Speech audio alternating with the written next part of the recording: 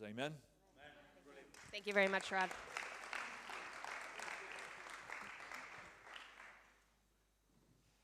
Come again, handsome man. It's your time. You wait till point two. Come and get it, handsome man. I think you did. No, I didn't. Okay, I'm going to pray because you're going to give us some good word. Thank you, Lord, for Dell's heart.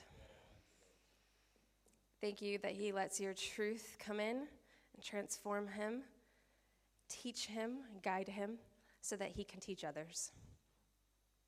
I ask that you put your words in his mouth and that he follows your lead, follows your guidance, and that his words are your words, and that we would all take something away that would leave our lives different by the revelation of what he has to say. In Jesus' name, amen. Thank you. Right. I thought the most uncomfortable and awkward thing is when Lindsay said, "Can all the women give me a whoop?" And I thought, oh, we are in England, that's not going to go well. And so, and then she started banging on about how handsome I was. Got more awkward, didn't it? I think we all can recognize that. And so that's what happens. A little slice of Florida in Warrington. So when trouble strikes, that's the kind of final. That's the title of our final thing. We're in Acts 27 and Acts 28. For those of you who want to follow it, the words will come up on the screen. It's our final week of Acts. And none of us like trouble, right? Like, as far as I'm aware, there'll be some people who maybe think that they like trouble, but none of us like getting in trouble. None of us like it when difficult things come to us. And my friend Mark, who very rarely comes to this church because he goes to a church in Manchester, and he knows that I have a spreadsheet of stories filled with him in. And so he is a man who's just constantly in trouble, right from the age of primary school. And at primary school, he had a moment where he did what primary school kids sometimes do, and he's kind of sat in class, and he has a little accident. And, and he does, and he's like, oh boy, I need to go to the bathroom and empty out this accident that has just occurred to me.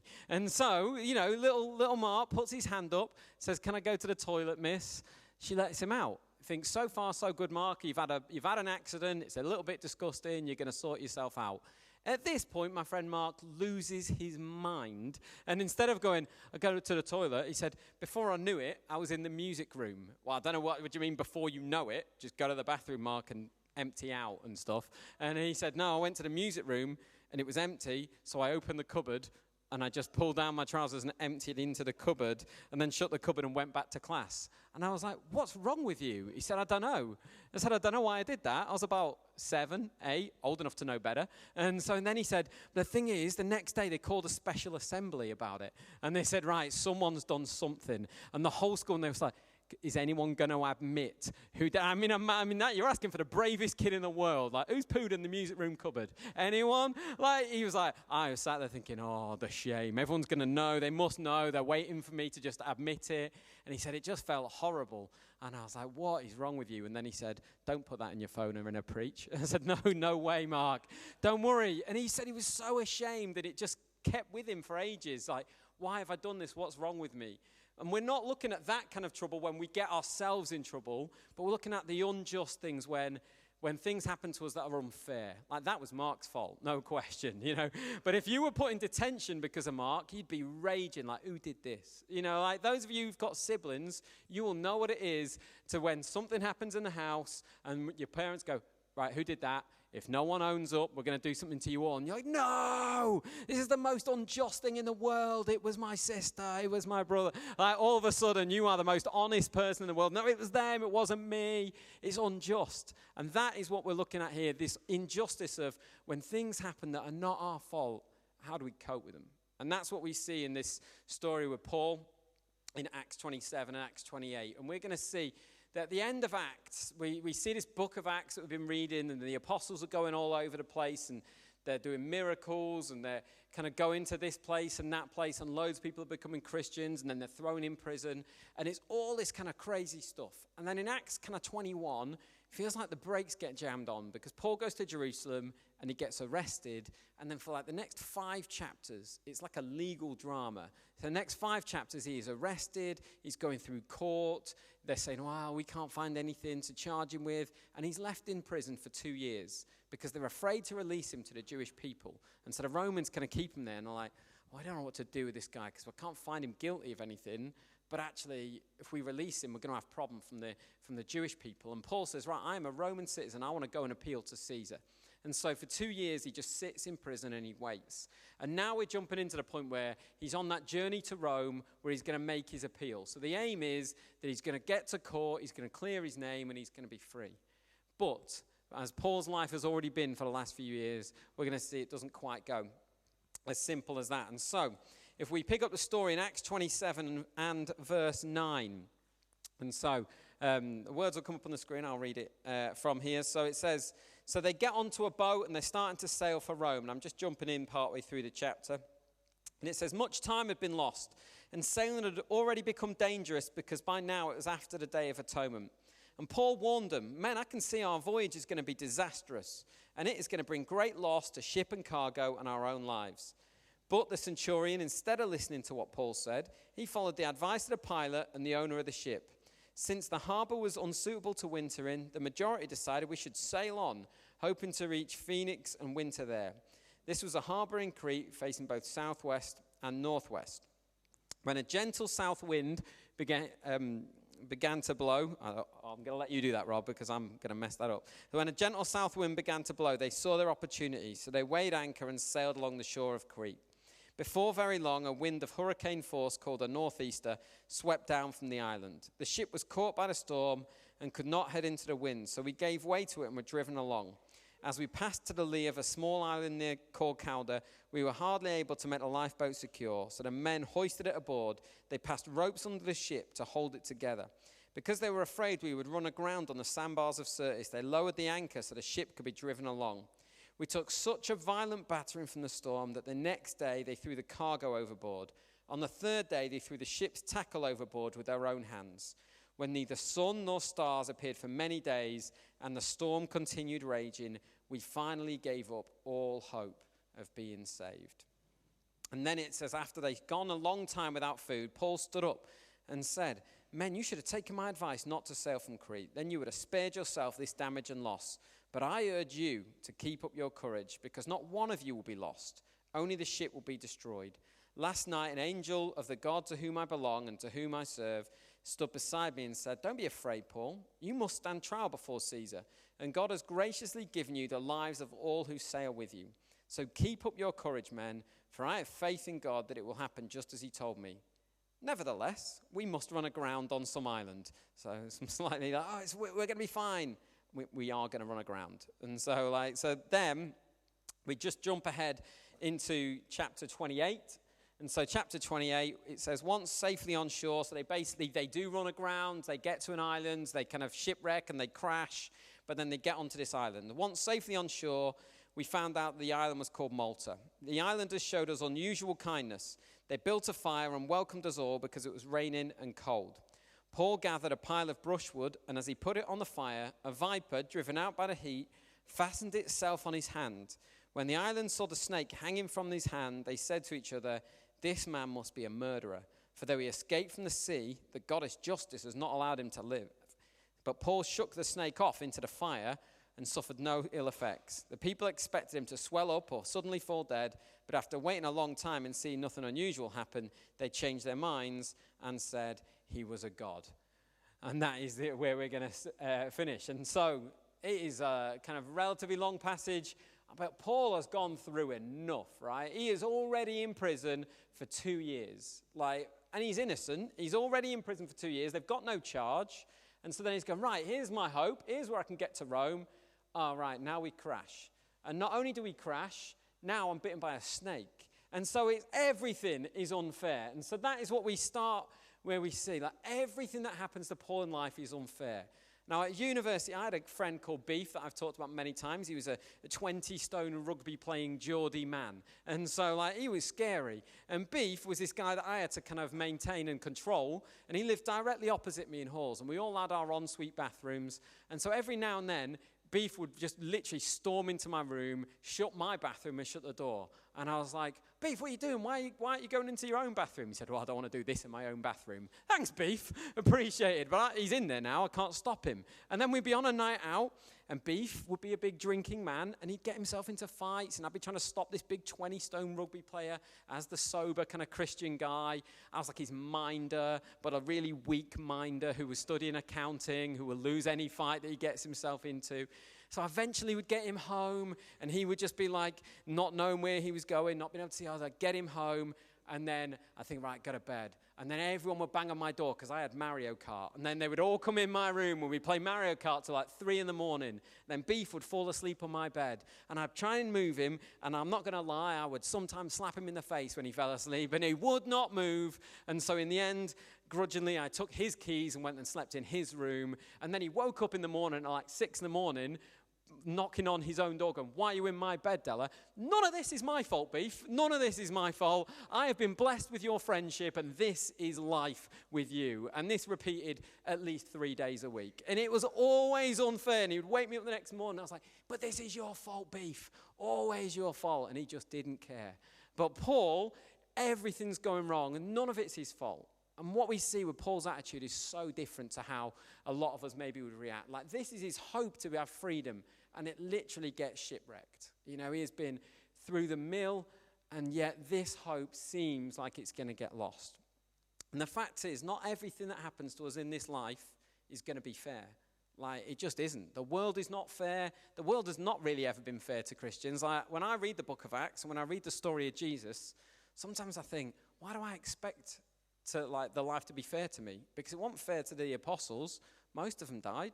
It wasn't fair to Jesus. He would speak truth, and what would happen is the crowd would desert him. They would abandon him. They would spit on him when he was on a cross.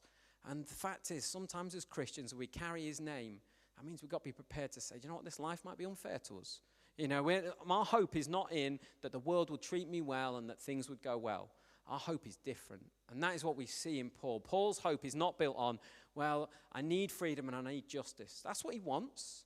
But if he doesn't get it, Paul's not going anywhere, because Paul knows what it is to follow Jesus. He knows what it is to have a heart after him, and therefore that matters above all things. Like, we are going to talk about some stories with the young people this weekend on the Blackout about Christians who are treated just horrendously unfairly. Like, I read some stories yesterday about some people who became Christians and were completely abandoned by their faith, by their family, completely just left out, couldn't get a job, couldn't eat, were resorting to kind of being homeless. There's no justice there. There's nothing fair about that, you know. But sometimes that is the journey that following Christ takes people in.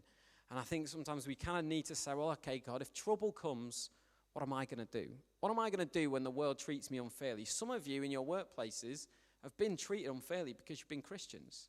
Like, and I tell you right now, like, none of that has gone unseen. God has not seen any of that. He's not gone, well, tough being you. Like, God sees what we do when things are unfair. He sees how we react. He sees when we trust him when it's difficult. Like, when the trouble comes, when the storms hit, he sees when we go, okay, God, I don't really get this, but I'm going to keep with you anyway, and I'm going to stick with it. And Paul is there, and on the boat, in verses 21 to 26, I won't read it all again, but basically it says, like, there's this great verse in verse 20. It says, we finally gave up all hope of being saved. But then Paul stands up, and Paul's not giving up all hope of being saved. And he tells them, look, no one's going to be lost. The ship will be destroyed, but you're all going to be saved because God's going to save your life. And it's important to note that this isn't just blind positivity and spin. This isn't Paul just saying, well, it's all going to be all right in the end, because you know what? Not all the apostles' story is all right in the end. They don't all get released. They don't all get spared. You know, and it's important to know as Christians, we're not just called to just be mindlessly positive, that it's always going to be okay and everything's going to turn out good for you in these situations. Because actually, I think we're just kind of preaching something that isn't true. Like, our ultimate hope is in God, and our ultimate hope is not this side of eternity. And so therefore, that doesn't mean every situation will work out in this world the way that we would see it. Many of us know tragedy, know things that have happened, you know, and we kind of say, how's that happened? Why has that happened? And some of the part of following God is wrestling with that and not just saying, well, I'm assuming it's all just going to work out, right? There's a book called Jeremiah in the Bible, and Jeremiah preaches to this king, and he's saying, look, seriously, if you don't turn things around, you're going to get captured. And like loads of other prophets say to a king, no, don't worry about it, king. You're powerful, you're strong, God's happy with you. It's all going to be fine. And Jeremiah's like, none of that's true. He said, none of that is true. And Jeremiah's the one who gets kind of lobbed out. Jeremiah's the one who gets treated poorly, but he's the one who's right. So Paul is not here being kind of mindlessly positive. Paul only knows they're going to be all right because he's close to God. You know, he's there saying, do you know what? God has told me we're going to be all right. And there's no formula for that. It's about that closeness to God that tells us, hey, this is how I should react. And I can tell you that situations in my life that when things have gone rough, that kind of times when I just know God has been there, and I've known actually somehow God has kind of got this. And I know that there are other times in my life where really rubbish things have happened, and I've just not been in that place. And what I've done is I've done things that I've regretted, and I've lashed out, and I've gone, well, the world's unfair. And I think of a terrible time, like a year ago, when kind of there was reorganization in my job, and because of reorganization, basically what happened is they regraded everyone's role, and even though nothing had changed, I ended up in a role where I got paid like thousands of pounds less. And I was like, well, this seems unfair. And it was unfair. But instead of being kind of living it out with integrity, I decided to leave the firm, which was fine. But then I sent an email to the whole company because they had a situation where you could literally email to Kaplan All, which no longer exists because of my email anymore. They've changed that quite quickly. And I sent this email and I was like, I'm not having this. And I was like, no holds barred. And I threw some digs in. And there was a moment where people were like, oh, isn't that funny? And there was a moment where I was a little bit proud. And this week I had to email them and just say, I'm really sorry I did that. Because that was really just not the reaction that God would have us do. Even though it was unjust, we can go and moan and say, do you know what, this is unjust. And I'm going to tell everybody that I can think of that it's unjust. Or we say, God, I don't understand this. I'm going to trust you and I'm going to walk the way you would have me walk, even in the concept of that. And the difference is, for me at that point, there was my proximity to God. Like, how much was I reacting? How close was I to God when that happened? Not but was it just and was it fair or anything like that. And the second thing we see in this injustice is Paul never looks for a loophole or a back door out of there. You know, I asked our young people, some of them today, about if I impersonated a genie excellently, if I may say so myself. I made a noise, poof, I'm a genie, confused a few of them. And I said, right, you got 3 wishes. What's your wishes? Thankfully, I knew the clever ones, Levi and Rianne. They see the loophole. First thing, more wishes, right? Infinite wishes. That's everyone's favorite loophole, infinite wishes. I said, oh, Freya, you didn't go for infinite wishes. She said, well, Levi told me if I go for infinite wishes, they're not going to come true. Well, be honest, Freya, you've given me a lot of credibility there. I don't think the wishes you're going to give me are going to come true. But never mind, I'm not a real genie. This was just a test. And so we know what it is to want loopholes and ways out. But Paul doesn't take that. Paul has crashed. He's on an island. He's been bitten by a snake. Paul seems invincible, right? Like, Paul cannot be stopped at this point. And nowhere does he go, this is my chance. I'm free. I can just leg this now. Like, I am on an island. I am not in Rome. I can just do one. Like, and he doesn't even try. What happens is Paul waits and eventually goes to Rome and he gets put under house arrest for 2 more years. And he doesn't say, right, God, you give me this chance, now I go. And he's not looking for the way out. He's not looking for the back door. He's not going, right, God, this is a bit rubbish. There's probably a better way than this, right? There's probably a quicker way. There's an easier win for me right now. How can I sort that out? You know what? And the question is, can we trust God in that process? When things seem unfair, when things seem troublesome, are we going to go, okay, God, I'm just going to sit with you and ask what you would have me do, rather than what's my way out of this? How do I avoid this pain? How do I avoid this trouble the quickest and the easiest way possible? You know, sometimes we've got to sit there and just be okay with kind of saying, God, I trust you in this. I've talked a few weeks ago about Psalm 23, and we all like being laid down in green pastures. But then it says, though I walk through the valley of the shadow of death. And David's not saying he's walked away from God there. He's saying, your rod and staff, they comfort me. He's saying, God is with me in that time. And I will go through those places when God is with me. He's not just legging it out there. He's saying, okay, God, you prepare a table for me in the presence of my enemies. You do that. And you're with me. And he's not saying, right, God, I'm out of this. Right, what's the easiest way? What's the quickest way to a pain-free life? Because Jesus never took a loophole. Like, Paul saw that. And Paul would have kind of, the Jesus that he talked about, he knew. Jesus didn't look for the way out of the cross and gone, right, I could just come down from here, right? I can just get out of this because I don't want this. These people are abusing me. Why am I doing this? He never took any of that. He went to the cross knowing all that abuse came his way. And he said, I could get out of this anytime I wanted to. And he chose to go through that all because that was the kind of purpose and that was what he'd come for. And he couldn't be distracted from the thing that he'd come to do. And so Paul never looks for a loophole.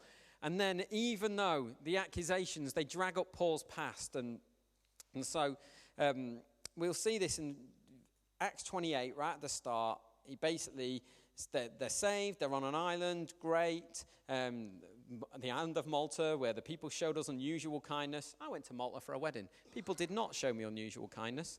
People drove very aggressively. And so, but each to their own. Good for you, Luke and Paul. And so, but then he gets bitten by a snake, and they say to him, this guy must be a murderer, right? He just must be a murderer. And the accusations drag up the past, and they drag up what he had done. Okay, and so Paul, for those of you who don't know, like he had been part of this kind of religious order that had tried to hunt down Christians, have them arrested, have them put on trial, and so that ultimately they could be sent to their death. And so he gets bitten by a snake, and those accusations come. I reckon it's because this guy's a murderer, dragging that past that he's lived right to the fore, saying this is who he is. You know what? Paul knows what it is to be forgiven. Paul knows what it is. In 2 Corinthians 5, verse 17, Paul says this. This is after he'd crashed in Malta and stuff. He says, if anyone's in Christ, the new creation has come. The old has gone. The new is here. And Paul is not letting these old words of, you were a murderer. They are going to have no power over him. Because Paul knows what it is to be forgiven. Paul knows what it is to be a new creation. Now, like this week, I had a student, I teach at university, and a student came up to me and asked me a question. It was fine. I answered the question. And then he said, you look like somebody. And I was like, well, I mean, this is never going to end well, is it? Like, I was like, I wonder what handsome fella this is. And he said, do you know who Mark Strong is? I said, I do know who Mark Strong is. He said, you look like him. I said, I think that's just a bald man with glasses. And I said, also, Mark Strong's 56. And I knew that because I Googled it. And so I said, I am 37, which is a lot younger than 56. And, Harry Hill did not come up, but thanks, Chris. I'm now weeping a little bit. But what happened was I stupidly told my class of 300 people this, and for the next 10 minutes, I had this laptop up with a little chat panel as I'm teaching, and all of a sudden, I'm starting seeing these names just pop up. Bald man with glasses. After Greg Wallace was there, of course he was, 55. 55-year-old Greg Wallace, I'm not having that. Someone put Phil Mitchell with glasses. Definitely not having Phil Mitchell with glasses. I was fuming at that one. I wanted to cancel the whole class. Ed Harris, 68. Ed Harris can get in the sea. 68. And so I went home to my lovely wife, Lindsay, who thinks I'm the most handsome man in the world, apparently. And instead of her going, oh, no, they are wrong, she was like, I've got one. What do you mean? She has thought about this straight away. Stanley Tukey, 58. And so I was like, straight away, she was on her phone. She was like, let me show you who you look like.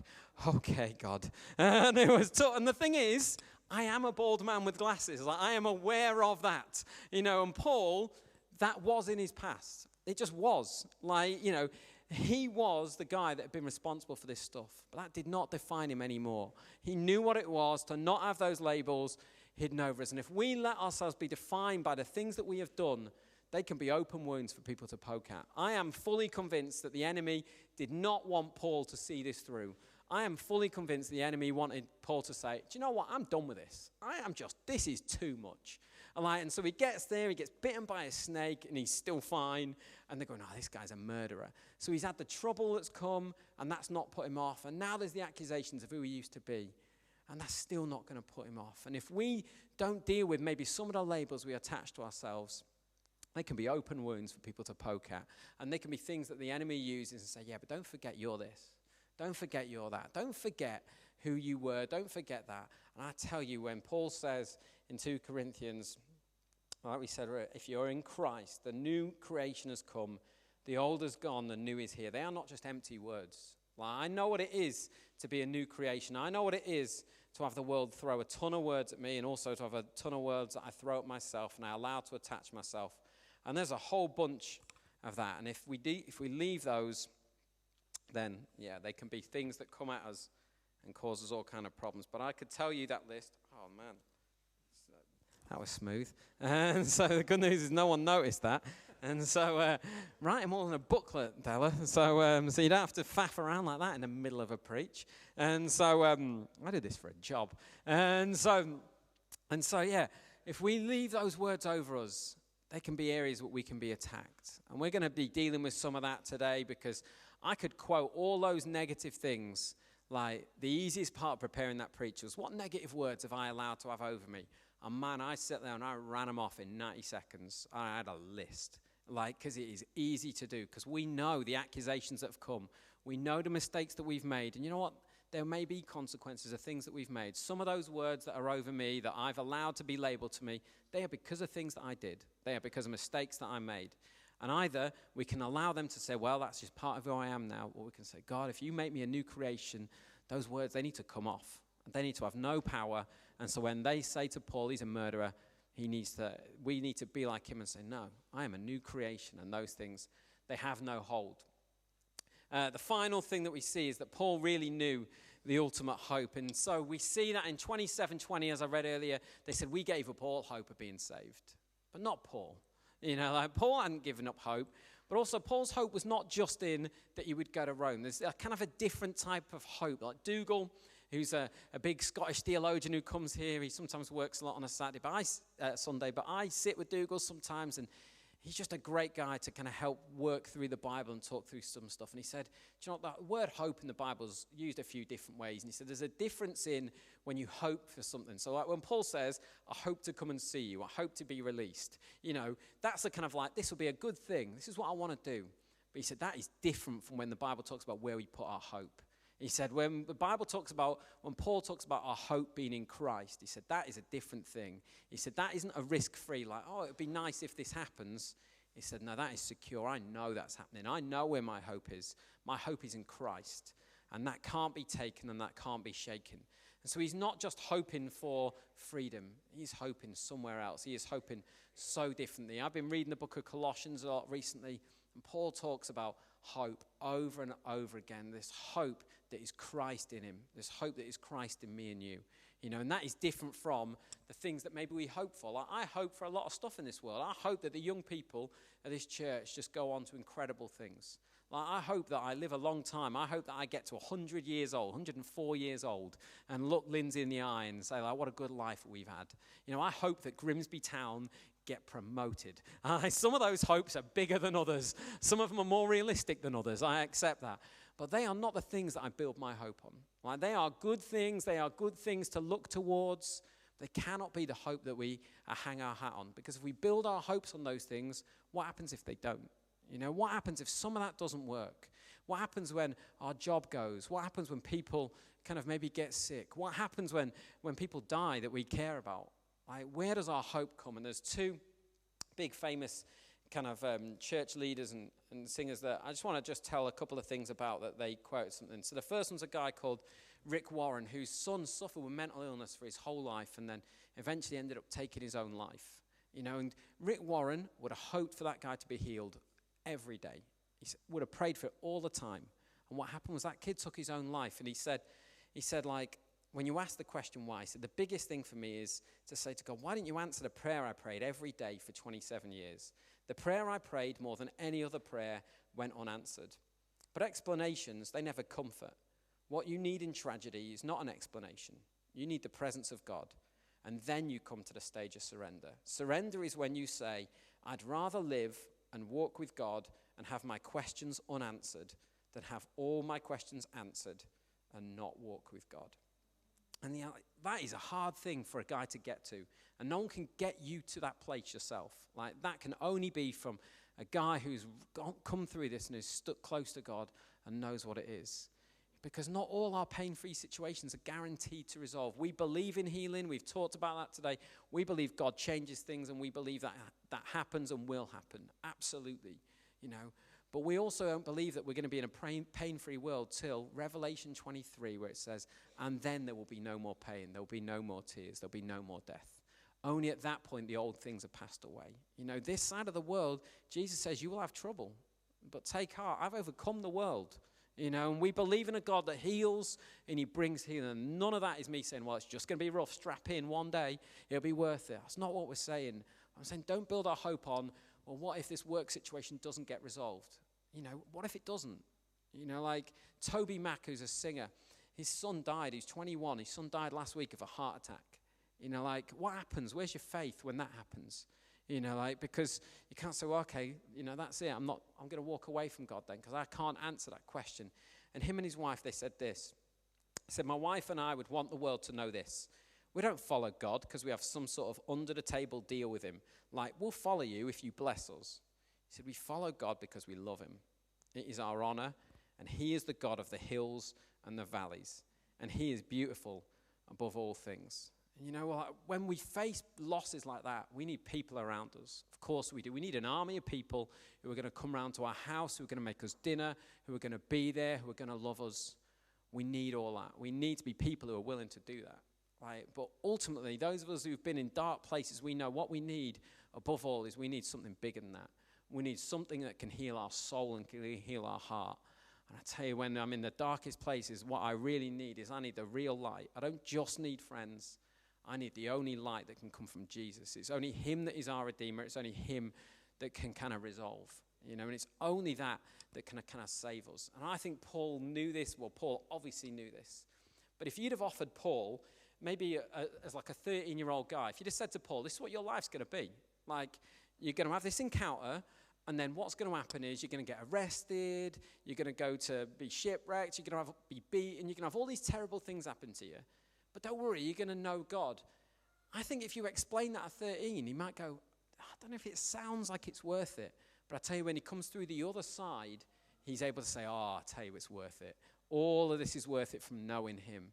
And there are many of us who would know that story and know that when we see the other side of that pain, you say, do you know what? I wouldn't trade Jesus for anything. I would not trade that relationship with him for anything. Because I know if I said to 15-year-old Adam Deller, this is what your life's going to turn out, I might be a little bit like, there's got to be a better way, right? There's got to be a way without as much pain. There's got to be an easier way. There's got to be a more linear way that's simpler than going up and down and through these difficult things.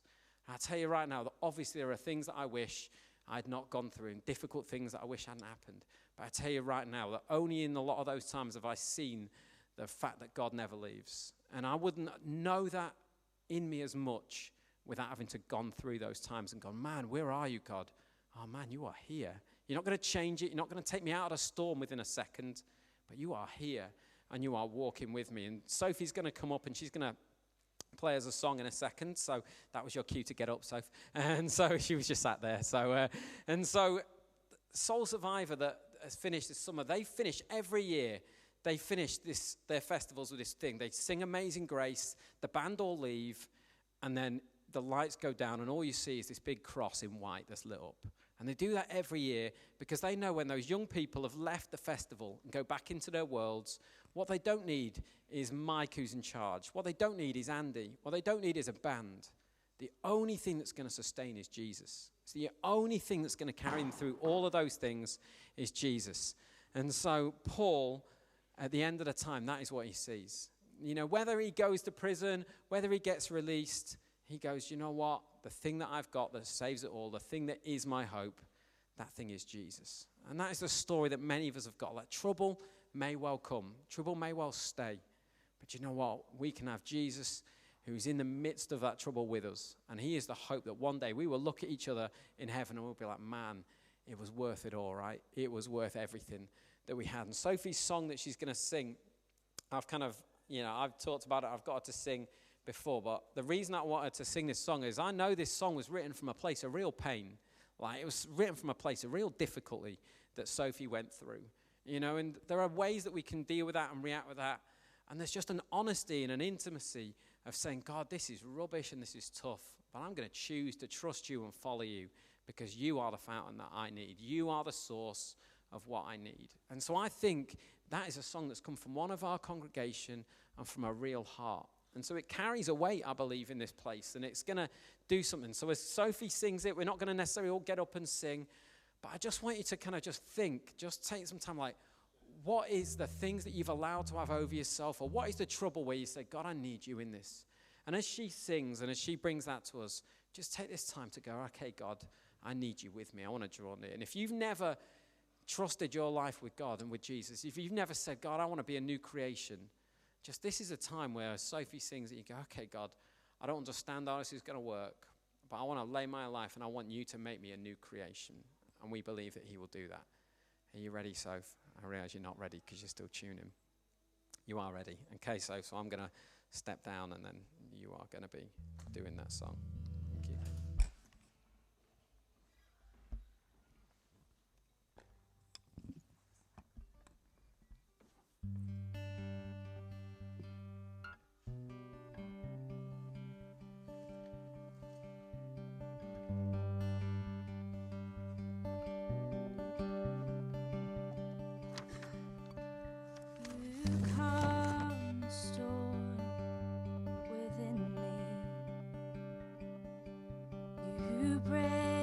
Chains of anxiety.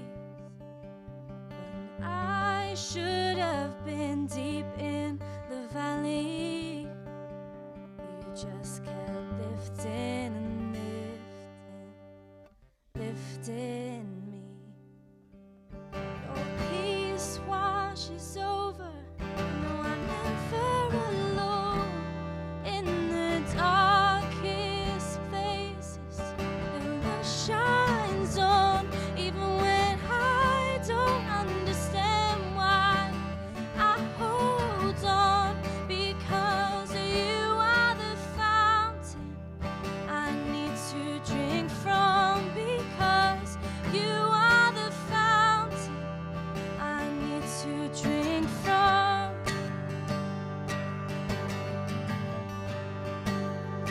What the enemy meant for evil, you turned it around for my good. Sometimes the path doesn't seem too clear, then I hear your whisper, and I know you are near. Your peace washes over.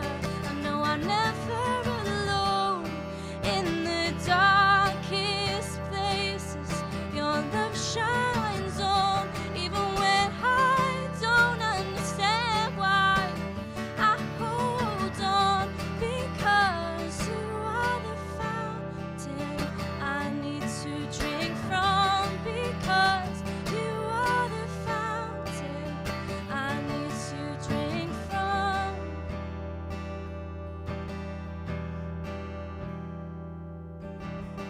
I'm staying strong, shaking off these trials. I'm going deeper in your love, deeper in your love. I'm staying strong, shaking off these trials. I'm going deeper in your love, deeper in your love. I'm staying strong, shaking off these trials. I'm going deeper in your love, deeper in your love. Your peace washes over. I know I'm never alone in the darkest places. Your love shines on, even when I don't understand why. I hold on because you are the fountain I need to drink from. Because you are the fountain I need to drink from. Yeah, so we're going to kind of soft land here. So I'm just going to pray before we do so. But when we finish and when the music comes on, like there will be people here. If you want to have anything prayed for you, sometimes we have no answers. You know, we don't have a big solution for you. But I tell you, we know a God that cares. And so there'll be people who pray, and there'll be people who seek God and say, hey, will you just bring us hope and just help us to define our hope differently to maybe the way this world would be. And so God, I just thank you that you are the fountain that we need to drink from. You are the bringer of life in amongst a world that is all so often difficult and tough. And God, I pray for each person in this room that just as we go through this week, that you will bring hope into the most hopeless of situations. And that we know that you would draw near wherever we are. But God, I pray that you would help people to see that. Those of us who maybe find it more difficult, God, I pray that you would break in and that light would burst into all of the darkness and all of the difficulty that may be facing us in our weeks ahead. Yeah, so we thank you for all that you are. And we know that you go with us. And we just say we love you, Lord. Amen. Amen.